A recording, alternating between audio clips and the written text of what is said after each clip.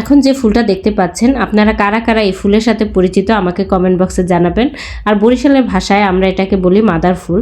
এই ফুলটা বানানো খেতে অনেক মজা। শুধুমাত্র এই লাল পাপড়িটা নেওয়া হয়, কাঁটাযুক্ত একটা গাছে এই ফুলটা হয় একেবারে আগায়, পাড়তে অনেক কষ্ট। আমার বোন ভালো করে পাপড়িগুলো ছাড়িয়ে ধুয়ে নিয়েছে, এবার জাস্ট মাখিয়ে বানানোর পালা। মানে প্রথমে এখানে চলে গেছে তেঁতুল দিয়ে লবণ দিয়ে ভালো করে মেখে নেব এই জিনিসটা। তারপরে একে একে চলে যাবে অন্য অন্য ইনগ্রিডিয়েন্টস। ভালো করে মাখতে হবে বলতে এই লাল ফুলের একটা লাল নির্যাস আমরা এখান থেকে বের করে নেব।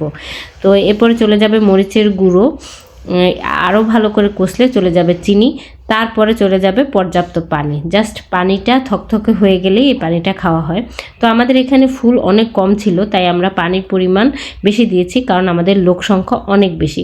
কিন্তু আমরা ছোটোবেলায় যেটা খেতাম সেটা ঘনত্ব আরেকটু বেশি হতো। এই পাপড়িটা এভাবেই খাওয়া হয়।